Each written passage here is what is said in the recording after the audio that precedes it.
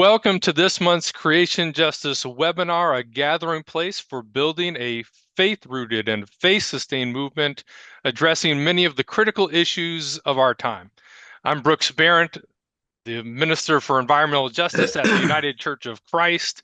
I am joined by my co-host, the Reverend Michael Malcolm, who is the Executive Director for the People's Justice Council and Alabama Interfaith Power and Light. Michael, a lot has happened in the world since our last webinar. How would you talk about the importance of this webinar after the Trump election? To state the obvious, he is a climate denier and a fossil fuel champion. He promises to pull the U.S. out of the Paris Climate Accord.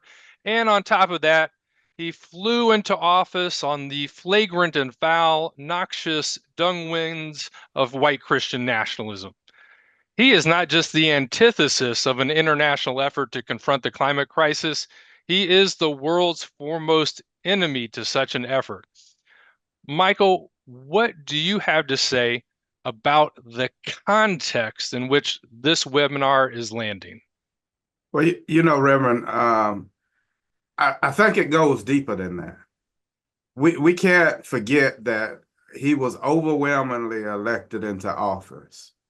While we may disagree, the majority of our society does.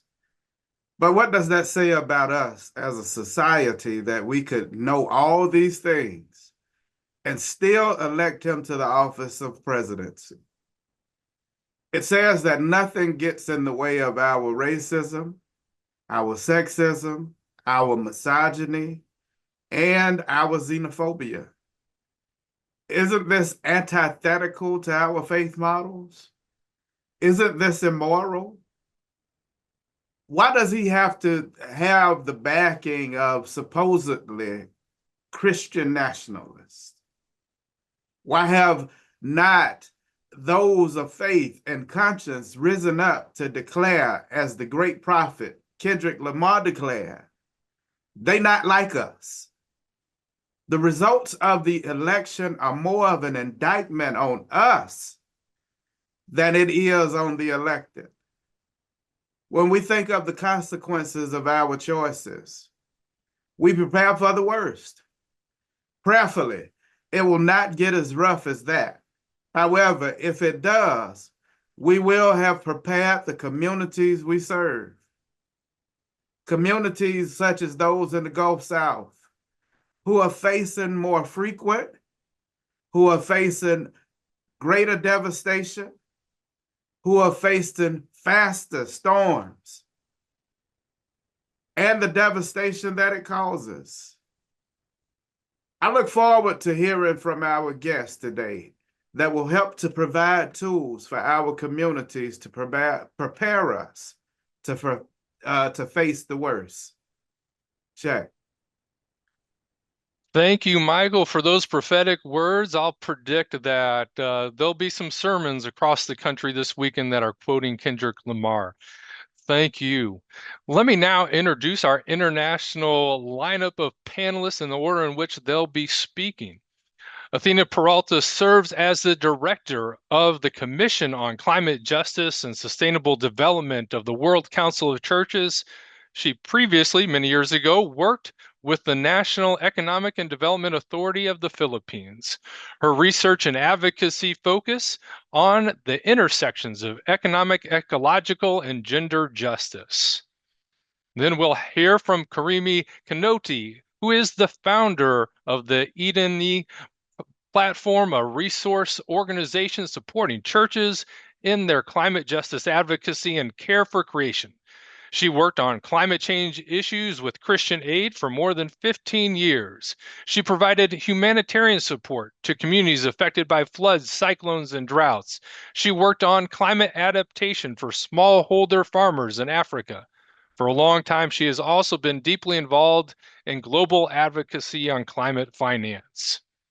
We also have with us Ivonne Yanez, who is the founding member and current president of Acción Ecológica, one of the best known and most respected climate justice organizations in Latin America. It has been an ecumenical partner for various organizations going back to the Jubilee campaign, in which it led the call for the recognition of ecological debt of the global north to the global south. We are grateful to have each of our panelists with us today. We'll now turn it over to you, Athena. Thank you. Thank you so much, Brooks, and thank you to the United Church of Christ Creation Justice Ministry for this invitation to be with you this, is it afternoon where you are? I am currently in Baku, where COP29 is underway. So greetings from Baku, where it is I think 10 in the evening. It's such a pleasure to be here with friends and mentors. Such a pleasure also to have Acción Ecológica here. And as Brooke mentioned, this was a concept 20 years ago, that really stimulated debate and discussion. And Acción Ecológica actually challenged the churches also to reflect on ecological debt. So debt, and in particular climate debt, expresses a deep moral obligation to promote justice by addressing or making reparations to people, but also non-human beings and the earth herself, who are and who have been most affected by the climate and broader planetary emergency. So back in 2009, following a process of study and reflection that was actually accompanied by Acción Ecológica, the World Council of Churches shared a statement on ecological debt, and it underlined that the starting point is a profound appreciation of the divine love and care, and I quote, that is manifested in all of God's creation and the renewal of the earth for all species. It pointed out, and again I'm quoting, that ecological debt includes hard economic calculations, as well as incalculable biblical, spiritual, cultural, and social dimensions of indebtedness. Now, climate change is perhaps the starkest example of ecological debt. Climate debt refers to the sum of damages caused over time by carbon dioxide emissions to ecosystems, to people, through direct extraction, but also through unsustainable systems of production, consumption, distribution, and investment. And the costs, the economic, social, and environmental costs are imposed on the globe without compensation or restitution. So climate debt is also about how some countries or some sectors of society or some individuals are really gobbling up or taking up much, much more than their fair share of the limited carbon space. And this is at the expense of the equitable rights of other countries, communities, and individuals. So debt, the term debt, begs the question of, who owes who? And climate debt, turns upside down our usual notions of who is the debtor or who is the debtee, if there is such a term. The climate debt is largely owed by global north economies to countries of the global south on account of historical disproportionate appropriation of ecological space to dump greenhouse gas emissions. But it is also a debt that is owed by super rich elites, to marginalized communities It is also a debt, definitely a debt owed by the present generation to future generations. And it is also a debt that is owed by humankind, humans being responsible for climate change, to other life forms and to the planet. Now, debt also begs the question of how much.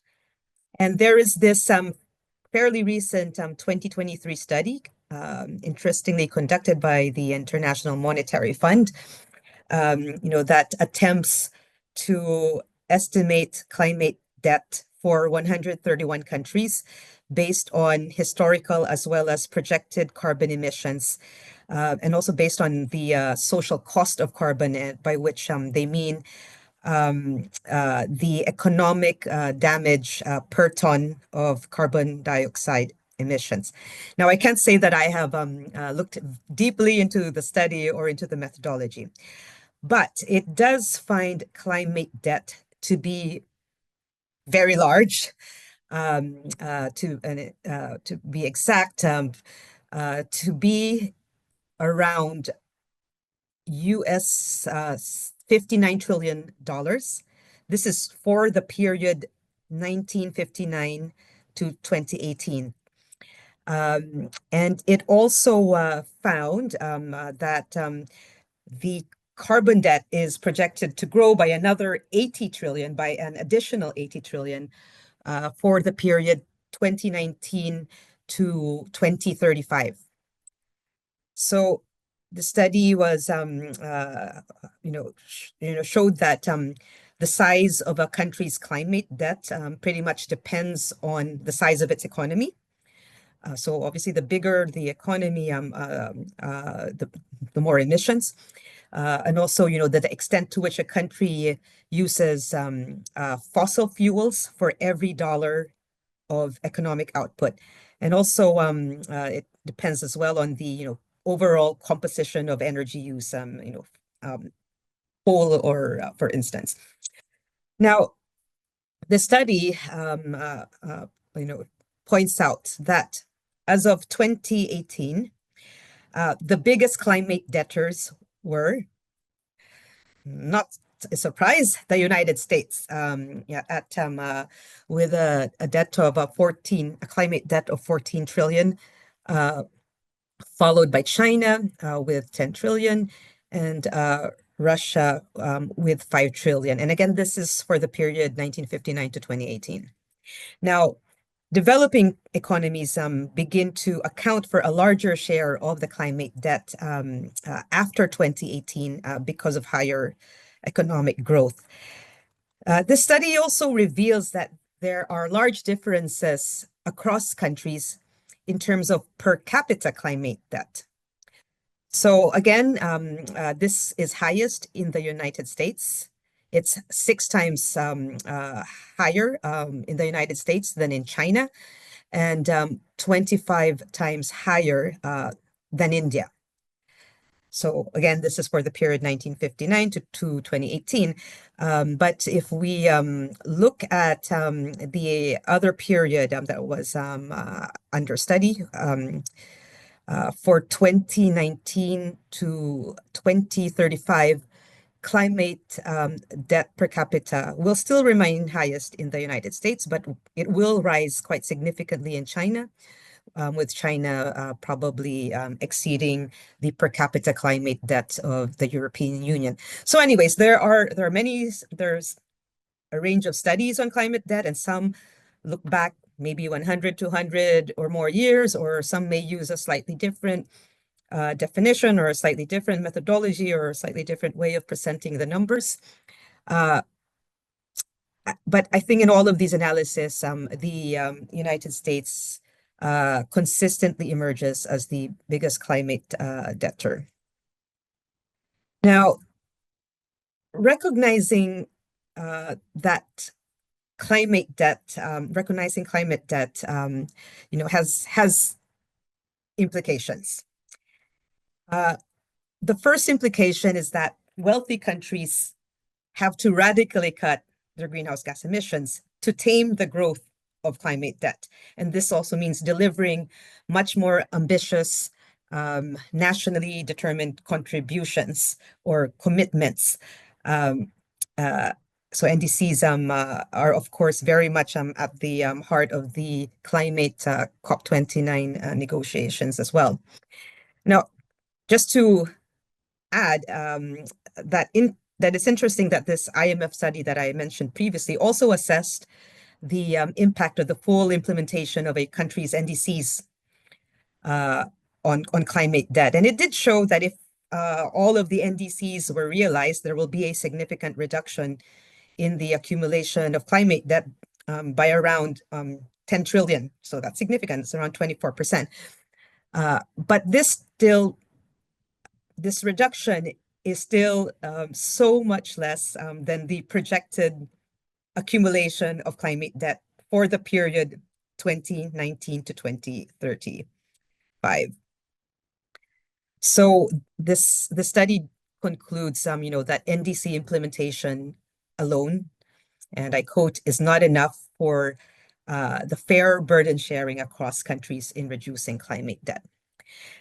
Now, the second implication, if we're talking about really recognizing climate debt, is that affluent countries must provide sufficient and quality and debt-free climate finance to affected climate vulnerable countries, at least as partial restitution for the climate debt. And I won't go so much into this because I know that my colleague Karimi will be speaking more about this. And then the third implication of recognizing climate debt, this really demands the cancellation of the illegitimate and unjust debts being claimed from many countries in the global south, and especially being claimed from income poor and climate vulnerable economies that are already shelling out more for debt repayments than for education and health expenditures. And so obviously they have no money left even just to address some climate change. And this cancellation of the illegitimate and unjust debts, this also has to do with understanding the role that debt has played in promoting and imposing a development model, that has increased inequality, increased socioeconomic inequality, and obviously ecological fragility. But I think, and I'm about to close, I think that at core, the concept of climate debt calls for systemic change. And of course, this is a change that entails reparations for the debt, for the climate debt that is rooted in colonial legacies and continues to persist through neocolonial policies and dynamics. But more fundamentally, recognizing climate debt, calls for a profound transformation of our economic system, moving away from extractivism, moving away from an obsession with economic growth, and shifting to a decarbonized, equitable, and to more life-affirming ways of meeting our needs. So I think I will end here for now. Thank you so much. We'll now turn to Karimi. Thank you very much, Athena, for framing climate debt so clearly and so comprehensively. And I want to share some thoughts building on what you have said from the perspective of what's happening right now, yet another round of climate negotiations happening in Baku, COP29, which means there have been, almost 30 rounds of negotiations around what do we do in regard to the climate crisis, the climate emergency that the world faces today. And so, you know, in looking at what is this COP29 about, it has been dubbed the Finance COP. And there is an agreement, so within a convention, of course, but the Paris Agreement of 2015 that laid out very, very clearly what some of the principles around, or the key principles around finance, climate finance should be. So for instance, if I quote from Article 9 of this agreement, it says that developed countries shall provide finance resources to assist developing countries with respect to both mitigation and adaptation. That developed countries should take the lead in mobilizing climate finance from a variety of sources. However, public funds need to play a significant role, and the needs and the priorities of developing countries need to be taken into account. So that's very important. Where are so-called developing countries, the global south, and what are their needs in regard to this issue of climate? Also, that there needs to be a balance between adaptation and mitigation finance. Yet, as we know, the practice so far has been that there is more climate finance available for mitigation, so dealing with the transition from fossil fuels to renewable energy, or decarbonizing economies, rather than an equivalent or parity when it comes to adaptation finance, for which developing countries do need. Countries in the global south are particularly vulnerable to the adverse effects of climate change and have significant capacity constraints. So the issue of public funding, grant-based resources for adaptation sits in this agreement. And yet you will find that there is a lot of negotiation, a lot of back and forth about what kind of finance do developing countries need in order to build up their capacity, their adaptive capacity in regard to the climate crisis that we find ourselves in. And then there is need to ensure that this financial resources are accessible, that how procedures are for implementing and for accessing these financial resources, that those are simplified in order that countries, through their nationally determined contributions, are able to implement the priorities that they have set for themselves. So we have a big problem, the foot dragging on the part of developed countries or developed economies, including the US, who are the historical emitters. And this foot dragging is very, very costly. Too little and too late. 2009, it was agreed that the climate finance goal would be 100 billion US dollars annually. There's so many loops to jump, even to access that 100 billion. It's not enough. Extreme weather events have escalated. Africa itself as a continent is warming faster than the rest of the world. And so efforts to limit the temperature increase to 1.5 degrees Celsius above pre-industrial levels are highly unlikely to be reached. And already you can see year on year the adverse climate impacts on vulnerable communities in particular, whether that is flooding, long spells of drought, cyclones.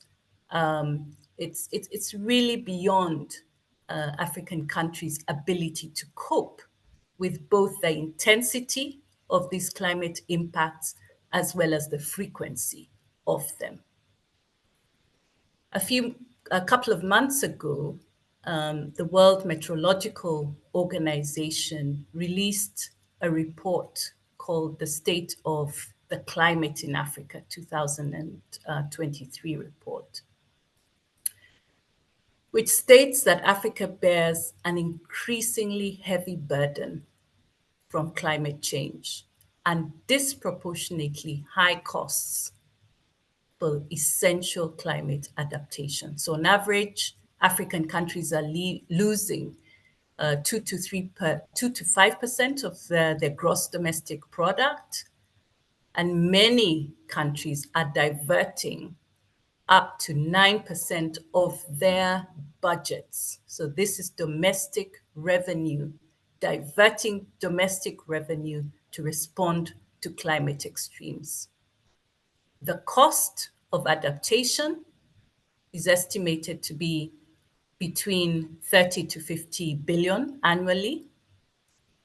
And by 2030, an estimated 118 million extremely impoverished Africans will be exposed to drought, floods, extreme heat if adequate response measures are not put in place. So it's sad to see that debt-distressed countries, right, are using their meager domestic resources to respond to climate-induced disasters, providing aid to affected communities and investing in recovery efforts without, as we are saying, the commensurate finance from the international community and particularly developed economies. So it's not right that developing countries should have to bear this burden using their, as we say, meager domestic resources for climate action, net of their debt repayments at the expense of important social delivery such as healthcare and education for their citizens. So at COP29, the expectation is that a new global finance goal, replacing the US dollars 100 billion per year, that this goal will be meaningfully ambitious. And that the goal will be informed by the evolving needs and priorities of developing countries. As we've said earlier, the climate crisis has intensified. The context in 2009, when the US dollar 100 billion per year was set, is very different. It's a very, very different context in 2024. So it is really, really important that the new goal that is being negotiated as we speak in Baku at COP29 is one that really meets the needs that, as we say, have escalated. So Africa is very clear that it needs to see at least US dollars 1.3 trillion per year from developed countries, with a significant provision for adaptation, for mitigation, and loss and damage. And that this funding needs to be new, additional, grant-based, and concessional. So ensuring that it does not exacerbate the debt crisis that many African countries are facing with right now. And that there isn't double counting, because it's very easy to say, well, here's the development assistance aid, and actually it's also the climate finance. So we're very clear that that there needs to be transparency, but also that it needs to be adequate. We've talked about the needs and the priorities. It needs to be predictable and it needs to be accessible, right? And that in itself is not only a matter of climate justice, but is very important also for the sustainable development of developing countries. Because countries in the global south, developing economies, should not, even though they currently are, be in a situation where they have to choose between their development priorities and climate action.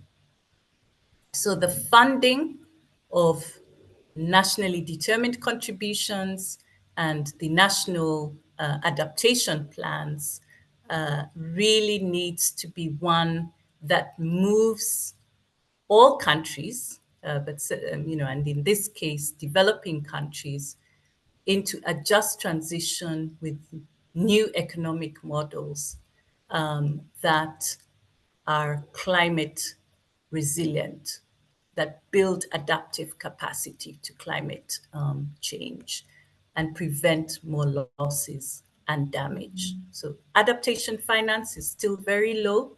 It's not enough. We're asking for a doubling of that finance, and similarly for the loss and damage fund to be significantly capitalized. As of September this year, it was only about 100 million. So as I close, I would say that developing countries are saddled with a crushing burden of debt payments within a international financial system that was never created with them in mind. They were not sovereign countries in 1945 when the Bretton Woods institutions came into being. And this international system, financial system, continues to disadvantage developing countries, including Africa, with 20 out of 54 countries who are in debt distress or at risk of becoming debt distressed. So this debt distress is laid on climate vulnerability, and there's literally no breathing space. So international solidarity, equity, and justice does need to be dialed up.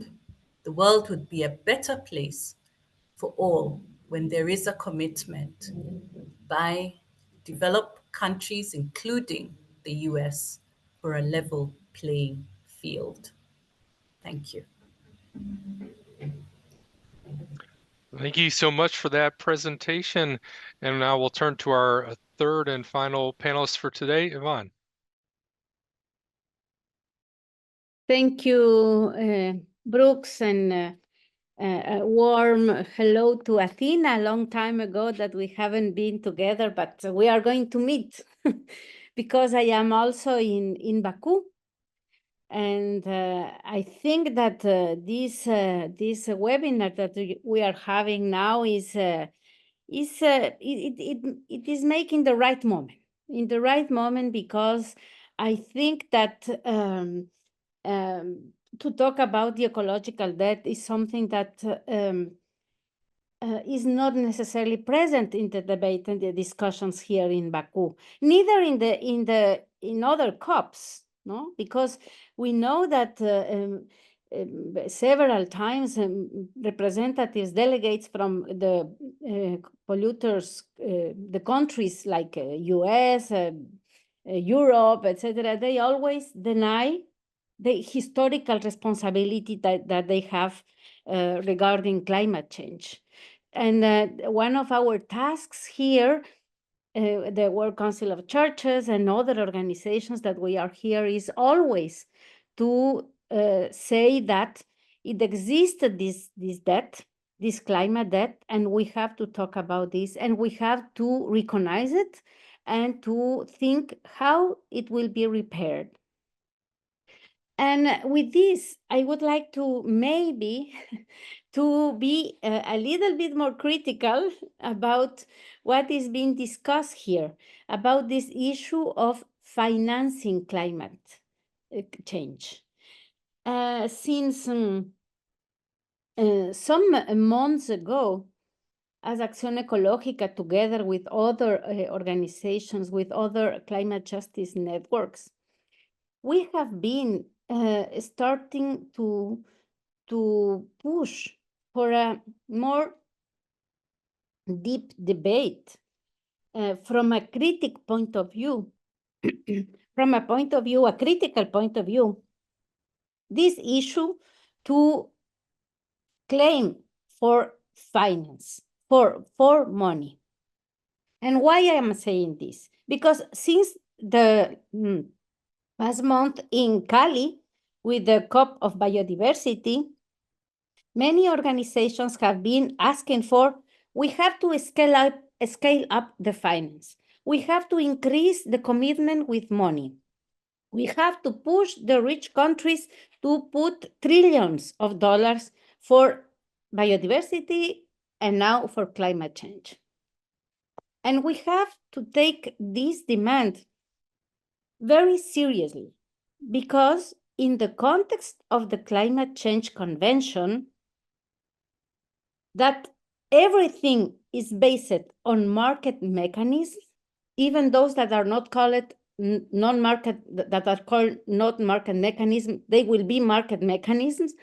If we think that we have a convention with offsets, carbon offsets, as the basis of the Paris Agreement,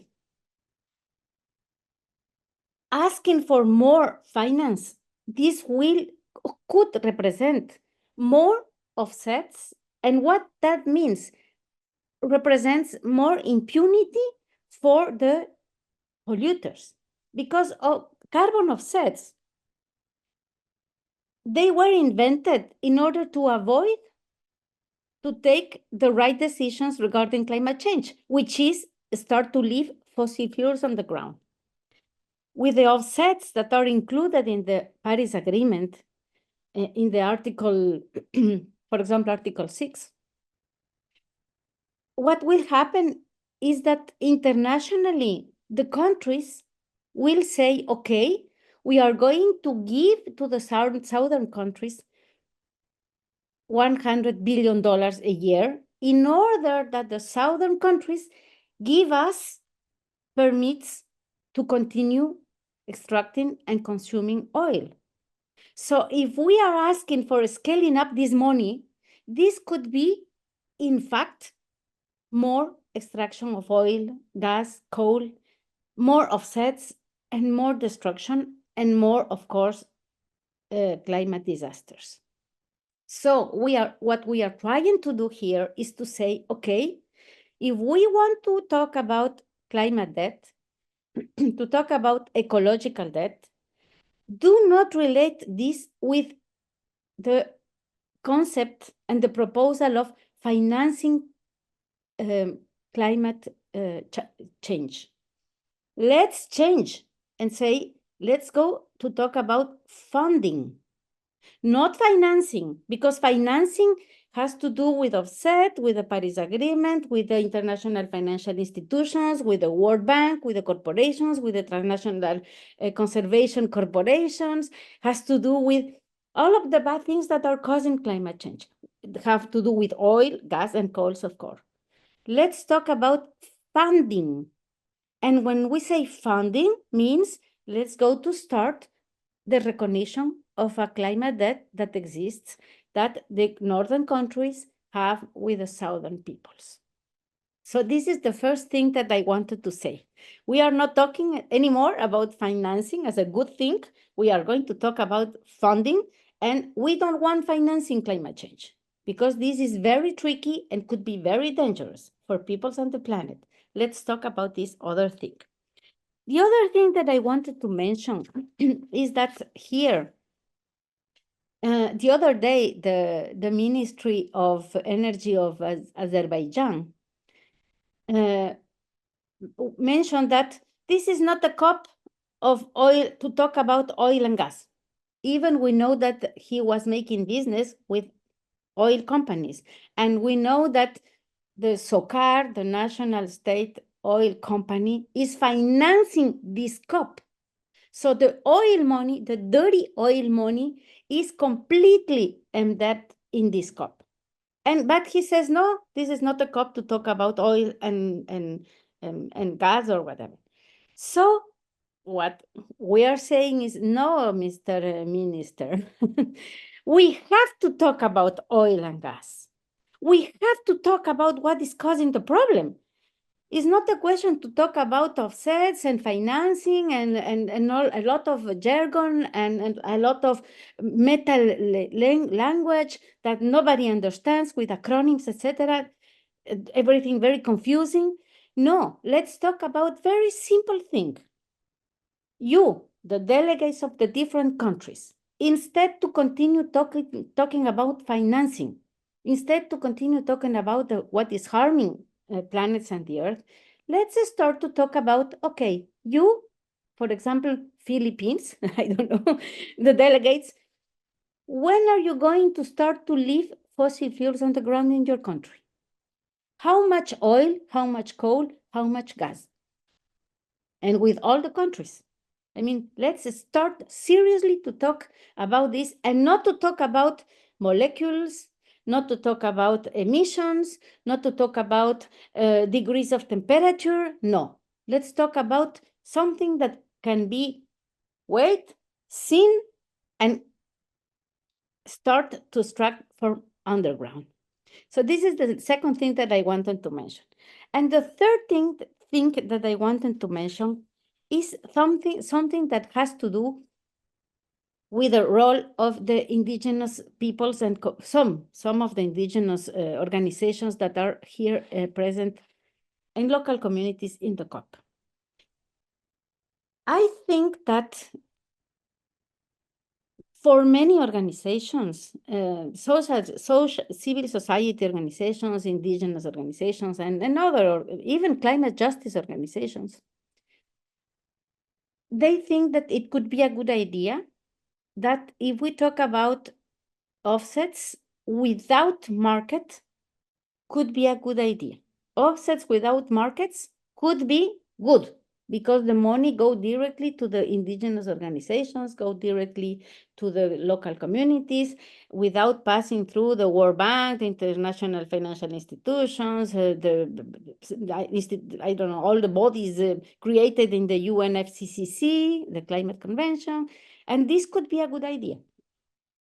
But we are a warning, trying to create conscience about this is that this is neither a good idea, because what is going to happen? That the indigenous communities, local communities, etc., they are going, in exchange of this money that goes directly to them as an offset with no markets, these organizations, these communities will permit the possibility that the donor in this case, or the investors in this case, can have also permits to continue polluting. So I think that we have to denounce since 20 years ago, but we have to continue denouncing that the big problem of climate change is the problem to put everything in the concept of offsetting. And if we see a chart, and we see all the conventions, all the documents that as a resolution of the UNFCCC during these 3 decades, and we see at the same time how the the carbon emissions concentration. They grow at the same as, they go together, they grow together. So something is wrong. And the wrong is that we are talking about degrees, we are talking about emissions, we are going about the possibility to have offsets as the solution for climate change. And the only solution is what Ecuador did last year, the 20th of August, that we voted, we had a popular consultation, a referendum, and we voted that we are going to stop to extract oil in one part of the Yasuni National Park. But nobody talks about this in the COPs. Of course, I am talking about this, of course. So the idea is to say, okay, we can do it. And without financing, it would be good if we have some money that we were asking like 15 years ago with the Yasuni initiative. But now we are doing this because we want to do it. And we don't need any financial related with probably carbon offsets related with some stranded oil underground. No, this is something that we want to do and something that we are going to do. And we are fighting in order that the government accomplish what the mandate, the popular mandate order last year in August 20. So I wanted to share some ideas that we are here doing in the COP. And I hope to see you tomorrow, Athena. And thank you very much, Brooks. And I am ready to answer any question.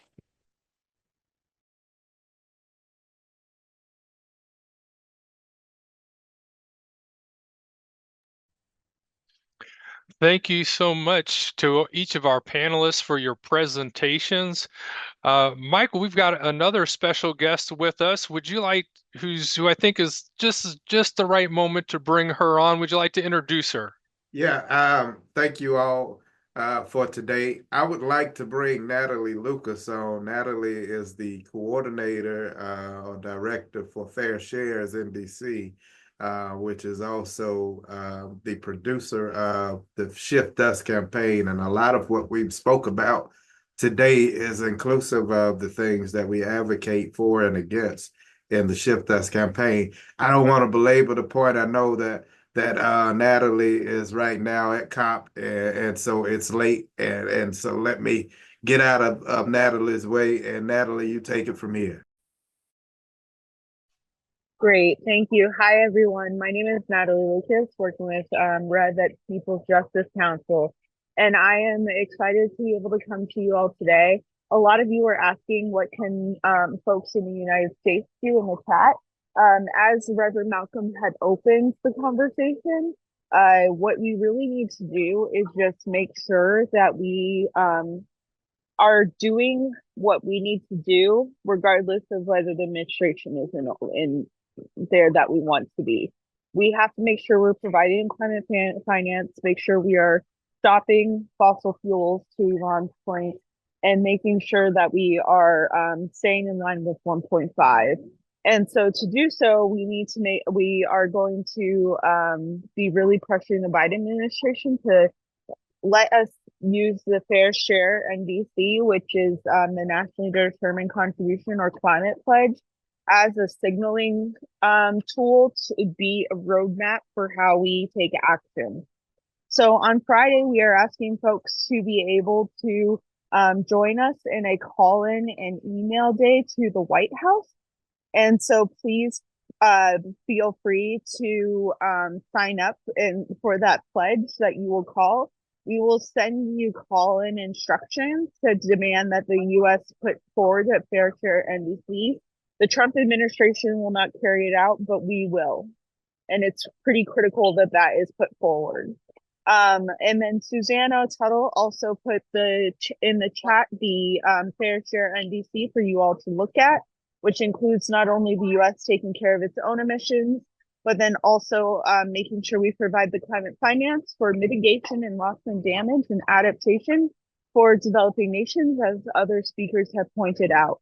So this is really how you can take action. And then we will, signing that pledge will also make sure that we follow up with you appropriately as well.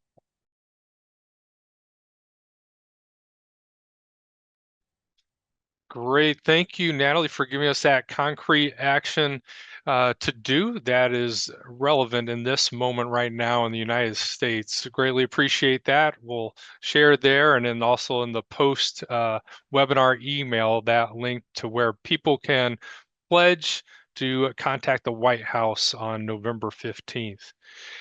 We've coming close to our wrap-up time, but I do want to kind of give one opportunity. We've got an action for people to take, and I'm also thinking about what's the theology to go with that action. And I'm thinking what from our panelists, are there ways in which you would frame this climate debt conversation theologically? I know for me, I'm thinking repentance for countries and persons in the global north. But any thoughts there as to what would accompany this? If we've got some preachers in the audience who are thinking, oh, this could be a message this Sunday if I can just think about how to put this to the people in the pews.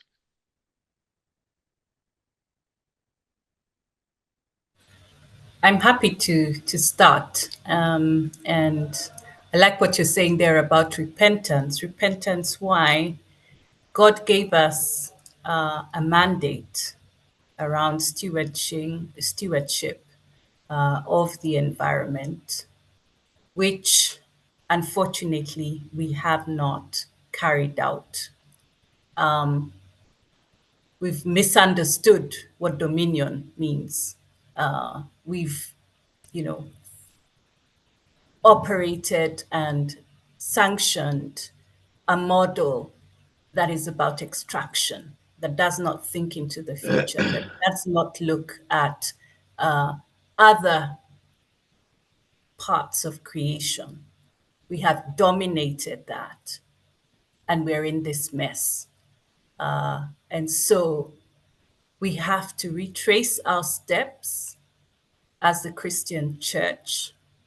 We need to be light and salt in, as you're saying, repentance, but also showing the way forward in seeking justice for those who have borne the brunt of a terrible misunderstanding of what God requires of us as Christians.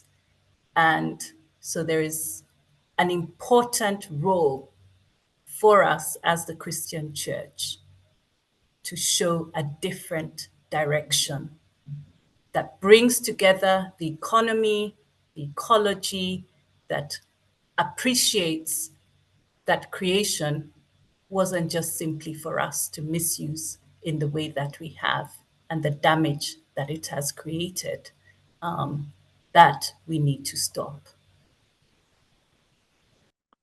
Brooks, if you will, I'd like to just jump on for a second with that and add on. Thanks, Doc, for that.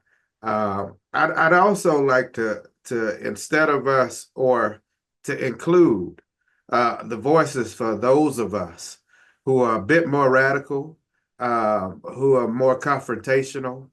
Now is the time for us people of faith to really start calling out those who aren't really people of faith, but masquerading in faith language. Faith doesn't, our faith, our Christian faith, our Christian values doesn't do harm. And for those that advocate to do harm in the name of our Christian faith, at some point we've got to not feel embarrassed about calling them out, not feel as if though we're somehow breaking societal rules by saying you don't belong to us. You're not one of us. We have supposed Christian nationalists who are advocating for the separation of families, who are advocating for the us to be inhuman toward our own kind, not to mention the blatant ignoring of the damages that we're doing to the planet and the repercussions that is causing. As I look at the Gulf South, who is still facing yet another storm which would be a storm on top of a storm on top of a storm, with very little equity when it comes down to the relief that comes from that.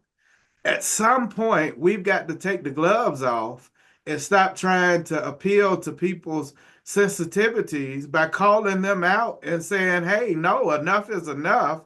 You're not one of us, and you don't make the rules for us, and you can't rewrite the narrative of our Christian values. At some point, we've got to say, hey, we've got to shift our mindset. We've got to shift the way that we're going about business, because the way that we're going about business in doing anybody any good, even those that advocate for it, it's not even doing you any good, because when storms come, when floods come, when fires come, it affects us all, not just one, not just two, but all of us. And it ain't asking what side of the political spectrum we fall on. It doesn't care what our economic status is. It doesn't even care who's educated and who's not educated. At the end of the day, it affects us all. Now, when the relief comes, that's inequitable, but that's also something that we can change the temperature on if we just get involved as communities of faith. So I'm saying, let's get involved as communities of faith. We've given you all places to plug in. There's the Fair Share NDC, the Shift Us campaign. These are things that people of faith should be rallying behind and ensuring their support for. Let's make sure we get involved, beloved, because it's time. Thank you. All right, Michael, thank you. I think you have brought us home, and I think there's a reason why you are going to be lined up to preach at our January climate commissioning service. And so we're going to need you to get us ready for 2025, and you are already getting us there ready for it. Thank you so much to each of our panelists for today. We are so grateful that each of you brought your perspective and your wisdom and your prophetic words to this gathering today. We look forward to being with our audience again next month as we focus on what now and what actions we can take. So thank you to you all, and God bless.